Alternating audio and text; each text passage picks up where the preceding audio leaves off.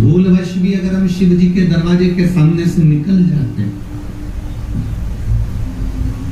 भूलवश भी अगर हम देवाधिदेव महादेव के चरणों की ओर चले जाते हैं,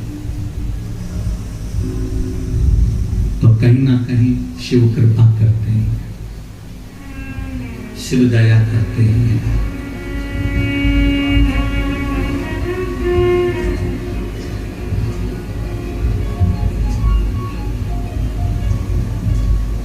और शिव की कृपा साधारणता में होती ही नहीं। जितने कदम चलकर आप पूना में कहीं पर भी गए हो, कोई हिसाब मत रखो, पर यदि आप शिव महापुराण की कथा तक आए हो ना, ये सांगवी तक पहुंचे हो, ये पीडब्ल्यूडी के इस मैदान तक अगर पहुंचे हो, तो अपना हिसाब रखना कि मैंने 20 रुपए की बस पकड़ी, 20 रुपए बस वाले को दिया, वहां उतर कर चौराहे पे से 20 रुपए का ऑटो करा, वहां से 20 रुपए का ऑटो करके फिर आगे गई, फिर ई रिक्शा करा 20 रुपए का, 60 रुपए मैंने खर्च किए हैं। वो एक डायरी में, छोटी सी डायरी में लिख लेना, ठीक है। और जितने घंटे, जितना समय आपने देवाधिदेव महादेव को शिव पुराण को दिया है, वो समय भी लिखना कि मैं घर से निकली थी इतनी बजे और पहुंची इतनी बजे और घर वापस आई इतनी बजे, ये सब लिखना।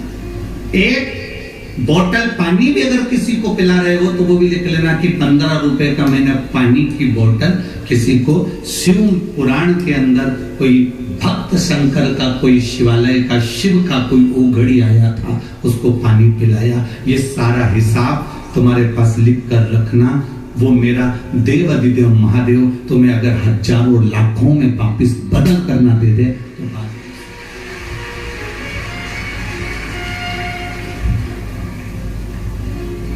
शिव जी कभी नहीं कहते कि मेरे मंदिर में आना तो तुम प्रसाद लेकर आना, या यहाँ शिव महापुराण में कहीं पर भी नहीं लिखा कि शंकर जी के मंदिर में जाओ तो लड्डू लेके जाओ, शंकर जी के मंदिर में जाओ तो पेड़ा लेकर जाओ, शंकर जी के मंदिर में जाओ तो श्रीफल लेकर जाओ, शंकर जी के मंदिर में जाओ तो चिरौंजी लेकर जाओ, शंकर जी के मंदिर में जाओ तो सिंगदाना लेकर जाओ, शंकर जी के मंदिर में जाओ तो पेड़ा लेकर जाओ। किसी पुराण में लिखा है? कहीं शिव पुराण में नहीं लिखा कि शंकर जी के मंदिर में पेड़ा लेकर जाना, या शंकर जी के मंदिर में श्रीफल लेकर जाना, या शंकर जी के मंदिर में ये सामग्री लेकर जाना। यहाँ तो लिखा, शिव महापुराण के अंतर्गत विद्येश्वर संहिता में वर्णन किया, शंकर जी के मंदिर जाना तो तुम अपना दिल लेकर जाना, तो महादेव भी तुम्हें दिल से लुटा कर भेज दे। आप शंकर के मंदिर में बहुत सारी सामग्री लेकर जाने की जरूरत नहीं है। जो देवाधिदेव महादेव पर बेलपत्री चढ़ी है उसको उठा लो, धो लो, शिव जी पर वापिस चढ़ा दो। अपने घर से 1 लोटा जल लेकर जाओ। कोई कहते हैं गुरु जी हमारे पुणे मुंबई में तो मंदिर बड़ा दूर होता है, तो लोटा लेके कैसे जाएं, बस में जाते हैं तो लोटा ही गिर जाता है, लोग इतना धक्का मारते हैं। तो उनसे निवेदन है कि तुम एक काम करना, एक छोटी सी बोतल अपने झोले में डाल लो, एक छोटा सा लोटा अपने झोले में डाल लो, तुम अपने ऑफिस जाओ, तुम्हारी दुकान जाओ, तुम्हारी नौकरी पर जाओ, बीच में जो शंकर का मंदिर दिख जाए 2 मिनट गाड़ी खड़ी करी और बाबा जी पे हर हर महादेव कहकर फिर वापस चल दिया। ये शिव भक्ति, दिखावे से शिव तत्व की प्राप्ति नहीं है।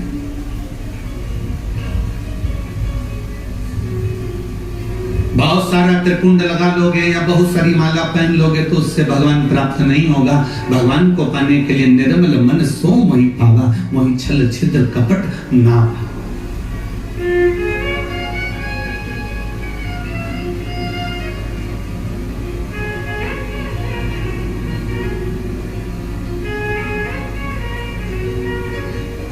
इसको सहजता नहीं कह सकते, इसको श्रेष्ठता नहीं कह सकते। अभी हम आ रहे थे तो वो हमारे साथ में जो ड्राइवर भाव थे, हम तो ड्राइवर तो कहते हैं नहीं, हम तो हमेशा उनको पायलट कहते हैं, ठीक है। तो हमारे साथ में जो पायलट बैठे थे, जो ड्राइविंग कर रहे थे, तो उन्होंने देखा कि चौराहे पर बहुत सारे भिखारी भीख मांग रहे थे। तो पीछे हमारा वो पवन बैठा था, तो उसने कह दिया यहाँ पर भिक्षुक ज्यादा है, यहाँ चौराहे पर रुकते हैं और लोग मांगते। तो उसने कहा हाँ। तो हमने उस समय जवाब नहीं दिया, पर हम आज कहें आपसे कि वो चौराहे पर खड़ा हुआ भीख मांगने वाला वो भिखारी नहीं है। भिखारी कौन है? शिव महापुराण की कथा कहती है जिसको 70,000 रुपए तनख्वाह मिल रही, 60,000 रुपए तनख्वाह मिल रही, 80,000 रुपए तनख्वाह मिल रही, और उसके बाद भी अगर वो अपनी नौकरी पर बैठकर रिश्वत मांगता है तो वो दुनिया का सबसे बड़ा भिखारी है। इतनी तनख्वाह मिलने के बाद अगर तुम रिश्वत मांगो, इतनी तनख्वाह मिलने के बाद अगर तुम थोड़ा सा पैसा ज्यादा ले लो, इतनी तनख्वाह मिलने के बाद भी अगर तुम्हारा पेट नहीं भराता और तुम दूसरे से कुछ न कुछ ज्यादा पाने की आशा रखते हो, तो चौराहे के भिखारी से बदतर तुम वो भिखारी हो। अपनी आनंदता के साथ आप अपनी जिंदगी नहीं जी पाए। हमारी ये शिव महापुराण की कथा, शिव भक्ति की कथा ये प्रदान करती है कि हमें किसी से मांगना नहीं, किसी से आशा रखना नहीं। यहाँ तो शास्त्र कहता है आशा ही कर राम जी से दूजी आशा छोड़ दे, और नाता ही कर भोले जी से दूजा नाता तोड़ दे। यह संबंध एक निभाया, मांगो देवाधिदेव महादेव से मांगो। अरे ये उसकी कृपा से हमें मिला।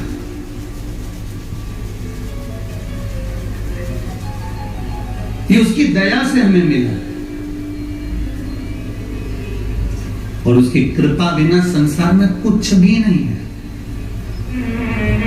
अगर मेरी जीजियों, ओ महाराष्ट्र वालियों, और मेरे जीजाओं, ओ महाराष्ट्र वालों जो बैठे हो, ये शंकर भगवान को धन्यवाद देना, अपने देवत को, अपने देवता को धन्यवाद देना कि तेरी कृपा थी जो ये भादो के महीने में हरतालिका तीज भी पढ़ रही है तो सोमवार की पढ़ रही है, गणेश चतुर्थी भी पढ़ रही तो मंगलवार की पढ़ रही है। कितनी कृपा तूने करी कि इस भादो के महीने में ये मेरे पुणे महाराष्ट्र में शिवाजी की धरा पर, ये संतों के पुण्यमय भूमि पर ये शिव महापुराण की कथा प्राप्त हो रही है। कुछ तो पुण्य हमारे तरफ हुए, ये उसकी कृपा बिना नहीं मिल सकती। शिव महापुराण का अगर एक अंश भी हमें प्राप्त हो रहा है, एक मिनट की कथा भी हमको मिल रही है, क्षण की कथा भी हमको मिल रही है, तो हमारे को समझ लेना कि हमारी कोई पुण्यता।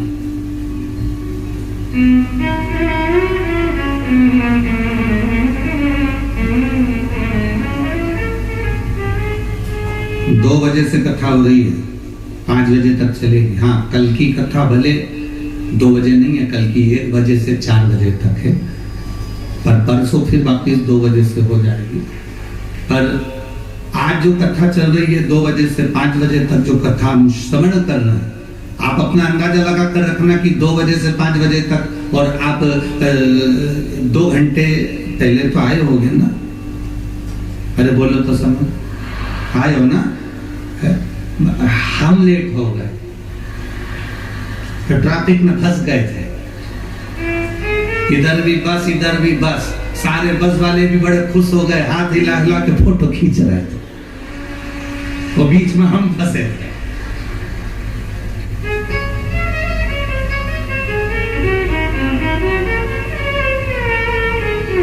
अब वो पायलट सायरन भी बजाए, पाँव पाँव पाँव करे भी सही, इतने में वो सायरन बजाए तो 2-3 बस वाले और उतर के बाजू में आके खड़े हो गए, और बस में से इशारा कर रहा है। अब हम समझे कि अगरबत्ती लगाने का बोल रहा है, तो पायलट बोला अगरबत्ती नहीं गुरुजी, कांच नीचे कर।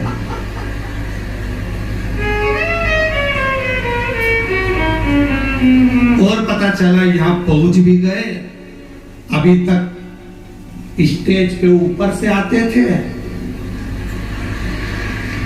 आज नीचे से आ गए।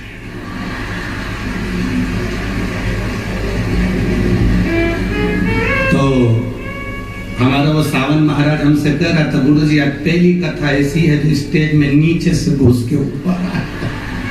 हमने कहा कथा भी तो गणेश जी की है, उनका जो चूहा है ना वो कहीं से भी घुस के निकल जाता है, तो आज कंधरी बने हुए, ये तो शिव कृपा। और बची कुची थी तो आप लोगों ने दिवाली मना दी, पटाखा फोटो की और फुलझड़ी है। हमको ऐसा लग रहा था जैसे पूछो मती भगवान सही। गणेश जी तो बैठेंगे 19 तारीख को, और हमें ऐसा लग रहा था कि आज गणेश जी महाराज बैठे स्वामी।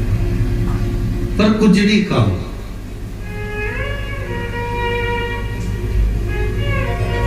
तुमचा पुणे मस्त आहे।